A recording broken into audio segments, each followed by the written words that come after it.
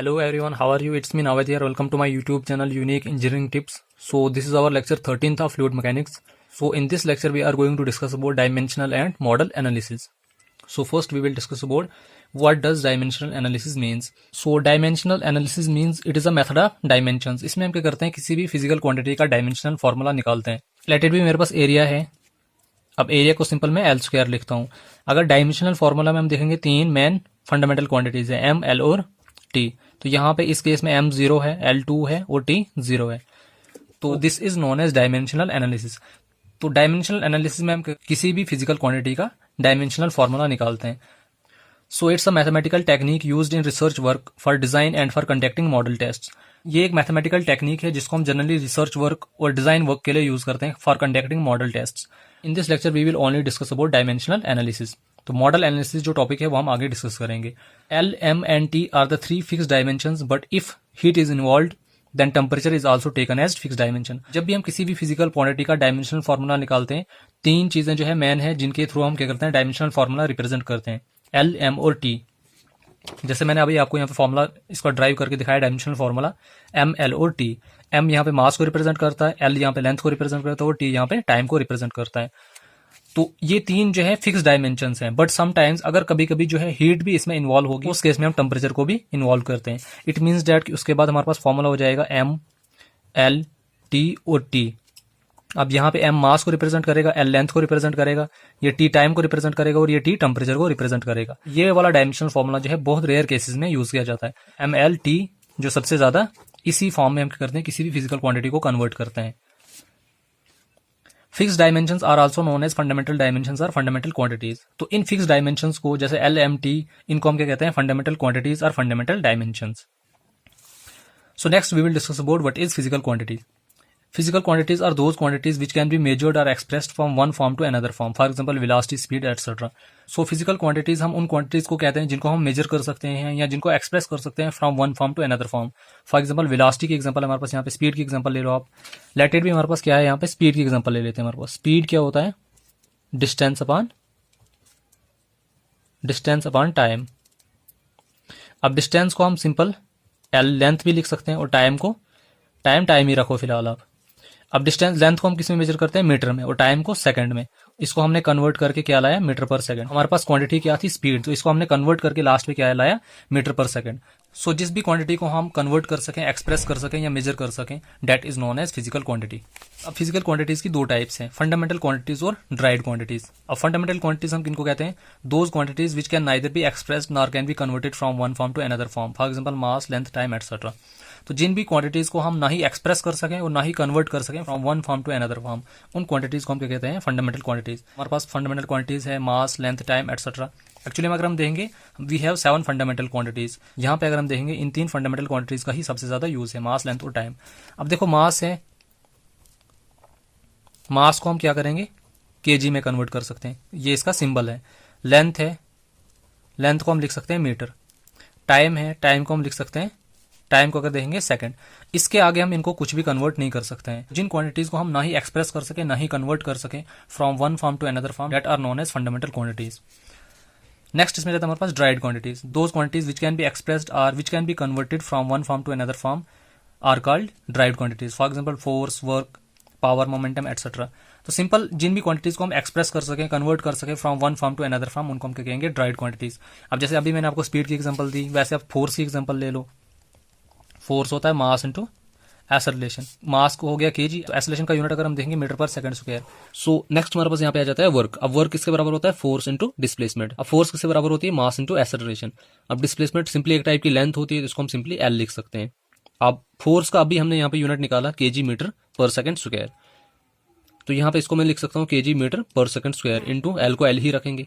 तो यहाँ पे हो जाएगा केजी मीटर इंटू, अब एल भी एक टाइप की लेंथ है, तो लेंथ को हम किसमें मेजर करते हैं, मीटर में. तो ये हो जाएगा हमारे पास इसका KG metre square per second square. हमारे पास क्वांटिटी थी वर्क, इसको हमने कन्वर्ट कर दिया KG metre square per second square. Next अगर हम यहाँ पे बात करेंगे पावर की. अब पावर किसके बराबर होता है, work upon time, simply means work per unit time. अब वर्क का अभी हमने यहाँ पे यूनिट निकाला KG metre square per second square. तो इसको मैं यहाँ पे सिंपल लिख सकता हूँ KG metre square per second square. तो divided by time, KG metre square अपनी जगह रहा, तो ये सेकंड स्क्वायर इसके डिवाइड में है, तो ये सेकंड स्क्वायर इंटू ये इसके साथ मल्टीप्लाई हो जाएगा, तो सिंपल जो इसका यूनिट हो जाएगा kg metre square per second cube. तो सिंपल यहाँ पे कहने का मतलब है कि जिन भी क्वांटिटीज को हम from one form to another form convert कर सकें तो that quantities are known as derived quantities. इसके अलावा हमारे पास यहाँ पे फंडामेंटल यूनिट्स आ जाते हैं, ड्राइड यूनिट्स आ जाते हैं। अब वो हम यहाँ पे डिस्कस नहीं कर सकते हैं, उसके लिए मैंने एक सेपरेट वीडियो ऑलरेडी अपलोड की हुई है। अगर आपको फंडामेंटल यूनिट्स, ड्राइड यूनिट्स के बारे में डिटेल से डिस्कस करना है, आपको वीडियो का लिंक जो है इस वीडियो के डिस्क्रिप्शन में डाल दूंगा, तो आप वहाँ पे उनको देख सकते हो। सो नेक्स्ट हमारे पास यहाँ पे एक टेबल बना हुआ है। We have some physical quantities, their symbols and their dimensional formulas. तो फर्स्ट हम यहाँ पे डिस्कस करेंगे फंडामेंटल क्वांटिटीज। अब फंडामेंटल क्वांटिटीज में मेन जो तीन यहाँ पे यूज होती है, मास, लेंथ और टाइम। मैंने आपको ऑलरेडी बोल दिया कि फंडामेंटल क्वांटिटीज हमारे पास 7 होती है, लेकिन डायमेंशनल फॉर्मूला में 3 ही यूज की जाती है, मास, लेंथ और टाइम। सो फंडामेंटल क्वांटिटी में फर्स्ट क्वांटिटी हमारे पास यहाँ पे आ जाती है लेंथ। अब लेंथ का सिंबल क्या है हमारे पास यहाँ पे है एल। अब डायमेंशनल फॉर्मूला के लिए जो 3 फंडामेंटल क्वांटिटीज है वो हमारे पास है एम, एल और टी। इन्हीं 3 क्वांटिटीज में हम किसी भी फिजिकल क्वांटिटी का डायमेंशनल फॉर्मूला जो है ड्राइव करते हैं। अब यहाँ पे देखो m हमारे पास यहाँ पे कुछ नहीं है, तो m यहाँ पे 0 आ जाएगा। l की वैल्यू हमारे पास यहाँ पे कितनी है 1, l 1 है, तो t भी हमारे पास यहाँ पे क्या है 0 है, तो इसका डायमेंशनल फॉर्मूला हो जाएगा m not l1 t not. Second इसमें जाता है हमारे पास मास। अब मास का सिंबल हमारे पास क्या है यहाँ पे m। अब जो हमारे पास यहाँ पे वैल्यूज दी है वो हम इसमें पुट करते जाएंगे। m की वैल्यू 1 है तो 1 पुट करेंगे, l यहाँ पे 0 है 0, t यहाँ पे 0 है तो 0। तो मास का डायमेंशनल फॉर्मूला क्या हो जाएगा हमारे पास यहाँ पे m1 l not t not. Similarly हम टाइम का देखेंगे। टाइम में हमारे पास यहाँ पे क्या है, टाइम की वैल्यू 1 है, बाकी l भी 0 और m भी 0 है, तो टाइम का डायमेंशनल फॉर्मूला क्या हो जाएगा m not l not t1। So next हम यहाँ पे देखेंगे जियोमेट्रिक क्वांटिटीज। जियोमेट्रिक क्वांटिटीज में फर्स्ट हमारे पास यहाँ पे आ जाता है एरिया। अब एरिया हमारे पास किससे बराबर होता है l इंटू बी। अब l इंटू अब b भी एक टाइप की लेंथ ही होती है, इसको हम सिंपली l स्क्वायर लिख सकते हैं। सो डायमेंशनल फॉर्मूला को हम किन में रिप्रेजेंट करते हैं, ml और t।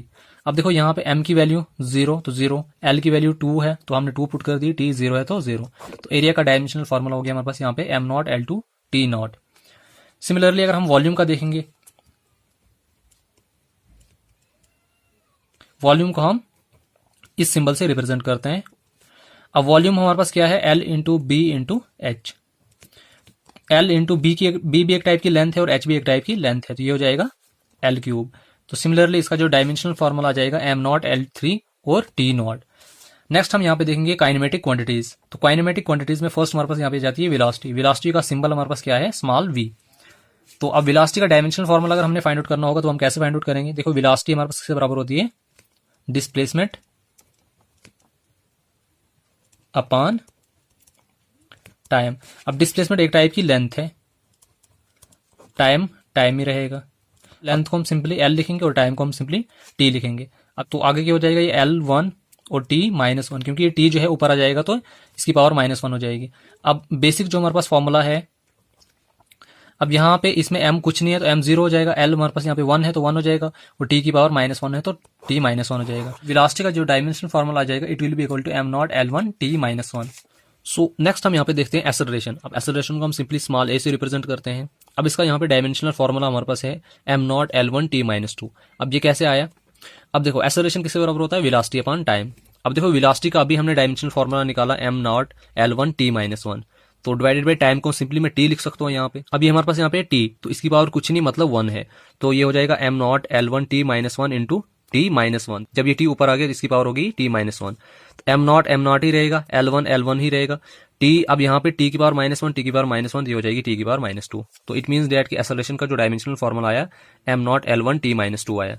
अब नेक्स्ट हमारे पास यहाँ पे आ जाता है डिस्चार्ज। अब डिस्चार्ज का सिंबल हमारे पास यहाँ पे क्या है, क्यू, और इसका डायमेंशनल फॉर्मूला हमारे पास क्या है, m नॉट l3 t -1। अब ये कैसे आया, as we know that discharge is equal to area into velocity. अब देखो एरिया का भी हमने यहाँ पे डायमेंशनल फॉर्मूला निकाल दिया और वेलोसिटी का भी हमने यहाँ पे डायमेंशनल फॉर्मूला निकाल दिया। सो एरिया का डायमेंशनल फॉर्मूला क्या था हमारे पास, m not l2 t not, वही मैंने यहाँ पे पुट किया m not l2 t not. और वेलोसिटी का डायमेंशनल फॉर्मूला हमारे पास क्या था, m not l1 t -1, m not l1 t -1। अब देखो यहाँ पे m नॉट ही रहेगा, l की पावर यहाँ पे कितनी है 2 और इसकी पावर कितनी है 1, तो when basis are same power must be added, हो जाएगा l की पावर 3। अब t नॉट है यहाँ पे t -1 है, तो ये हो जाएगा t -1। तो इसका जो डायमेंशनल फॉर्मूला आ जाएगा, it will be equal to m not l3 t -1। So in short आप किसी भी फिजिकल क्वांटिटी का डायमेंशनल फॉर्मूला जो है आराम से फाइंड आउट कर सकते हो। आप जिस भी फिजिकल क्वांटिटी का डायमेंशनल फॉर्मूला फाइंड आउट करना चाहते हो उसकी आपको डेफिनेशन का पता होना चाहिए। जैसे कि आप डिस्चार्ज है, डिस्चार्ज होता है एरिया इंटू वेलोसिटी। अब अगर आपको यही पता नहीं होता कि डिस्चार्ज किसके बराबर होगा, एरिया इंटू वेलोसिटी है या एरिया इंटू वॉल्यूम है, तो यहाँ से आपका डायमेंशनल फॉर्मूला जो है ड्राइव नहीं हो सकता है। तो आप जिस भी फिजिकल क्वांटिटी का डायमेंशनल फॉर्मूला फाइंड आउट करना चाहते हो, First you have to know its definition, then you can find its dimension formula easily. Next we will discuss about dynamic quantities. अब डायनेमिक क्वांटिटीज में हमारे पास यहाँ पे फर्स्ट आ जाती है फोर्स। अब यहाँ पे देख सकते हो फोर्स हमारे पास किसके बराबर होती है, मास इंटू एक्सेलरेशन। अब मास सिंपली एम, एक्सेलरेशन को हम किससे डिनोट करते हैं, स्मॉल ए से। अब मास का भी हमारे पास डायमेंशनल फार्मूला प्रेजेंट है, एक्सेलरेशन का भी हमारे पास डायमेंशनल फार्मूला प्रेजेंट है। अब देखो मास का डायमेंशनल फार्मूला क्या है, m1l0t0, m1l0t0, और एक्सेलरेशन का डायमेंशनल फार्मूला हमारे पास क्या है, m0l1t-2। तो वही यहाँ पे मैंने पुट किया हुआ है, m0l1t-2। अब देखो यहाँ पे m1 है, यहाँ पे m0 है, तो 1 + 0 क्या रहेगा, 1 ही रहेगा, क्योंकि when bases are same power must be added, तो ये m1 ही रहेगा। यहाँ पे l0 है और यहाँ पे l1 है, तो ये हो जाएगा l1, और यहाँ पे t0 है और यहाँ पे t-2 है, तो इसका फॉर्मूला क्या हो जाएगा, m1l1t-2 फोर्स का। नेक्स्ट अगर हम यहाँ पे देखेंगे, वैसे आप वेट का निकाल सकते हो। नेक्स्ट हमारे पास यहाँ पे है डेंसिटी। डेंसिटी किसके बराबर होती है, मास अपॉन वॉल्यूम। तो मास का भी हमने डायमेंशनल फार्मूला फाइंड आउट कर दिया और वॉल्यूम का भी हमने डायमेंशनल फार्मूला फाइंड आउट कर दिया। अब मास का डायमेंशनल फार्मूला हमारे पास क्या है, m1l0t0, वॉल्यूम का हमारे पास है m0l3t0। अब यहाँ पे m1 है और यहाँ पे m0 है, तो ये m1 ही रहेगा। अब यहाँ पे देखो l0 है, ये l3 जो है ऊपर आ जाएगा, तो l-3, और t0 का t0 ही रहेगा, तो इसका डायमेंशनल फार्मूला ये हो गया। नेक्स्ट हमारे पास यहाँ पे है सरफेस टेंशन। तो सरफेस टेंशन का आप खुद ट्राई कर सकते हो। अब इसके बाद हमारे पास यहाँ पे है पावर। अब पावर किसके बराबर होती है, वर्क अपॉन टाइम। अब वर्क किसके बराबर है, फोर्स इंटू डिस्प्लेसमेंट। टाइम का टाइम ही रहेगा। फोर्स का डायमेंशनल फार्मूला हमारे पास क्या है, m1l1t-2, और डिस्प्लेसमेंट सिंपली l, और टी की पावर अभी हमारे पास यहाँ पे क्या है, 1 है, तो जब ये ऊपर आ जाएगा इसकी पावर हो जाएगी t की पावर -1, तो it will be equal to m1 ही रहेगा। l1 है, यहाँ पे 1 है, और यहाँ पे भी इसकी पावर क्या है 1, तो it will be equal to l2, और t-2 हमारे पास यहाँ पे है और -1 हमारे पास यहाँ पे है, तो it will be equal to m1l2t-। Similarly हमारे पास यहाँ पे है मोमेंटम का, आप खुद ट्राई कर सकते हो। तो लास्ट हमारे पास यहाँ पे बचा प्रेशर। तो प्रेशर का डायमेंशनल फार्मूला किसके बराबर आ जाएगा, अब प्रेशर किसके बराबर होता है, फोर्स अपॉन एरिया। फोर्स का भी डायमेंशनल फार्मूला हमारे पास अवेलेबल है और एरिया का भी हमारे पास अवेलेबल है। फोर्स का हमारे पास यहाँ पे है m1l1t-2, और एरिया का हमारे पास किसके बराबर होता है, m0l2t0। यहाँ पे m की पावर 1 है और यहाँ पे m की पावर 0 है, तो ये m1 ही रहेगा, क्योंकि 1 - 0 करेंगे, क्योंकि इसकी पावर जब 0 है ये ऊपर आ जाएगा, तो इसकी पावर -0 हो जाएगी, तो यहाँ पे m1 ही रहेगा। l1 है और ये 2 जब ऊपर आ जाएगा तो इसकी पावर हो जाएगी l की पावर -2, तो 1 में से -2 निकालेंगे तो हमारे पास बचेगा l की पावर -1। t-2 है, यहाँ पे t0 है, तो ये t-2 ही रहेगा। So the dimensional formula pressure will be equal to m1l-1t-2। यही हमारे पास यहाँ पे भी था, m1l-1t-2। So this was the brief introduction about dimensional formula, physical quantities, fundamental quantities, derived quantities, और हमने यहाँ पे कुछ फिजिकल क्वांटिटीज डिस्कस की और उनके डायमेंशनल फार्मूलाज को हम कैसे फाइंड आउट करते हैं वो मैंने आपको यहाँ पे बता दिया।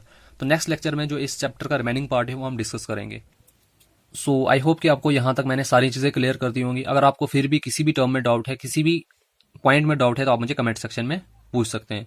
सो मुझे उम्मीद है कि आपको यहाँ तक वीडियो पसंद आई होगी। अगर आपको वीडियो पसंद आई होगी तो वीडियो को लाइक कीजिए, शेयर कीजिए, कमेंट कीजिए और चैनल को सब्सक्राइब जरूर कीजिए। So thank you so much and keep supporting me.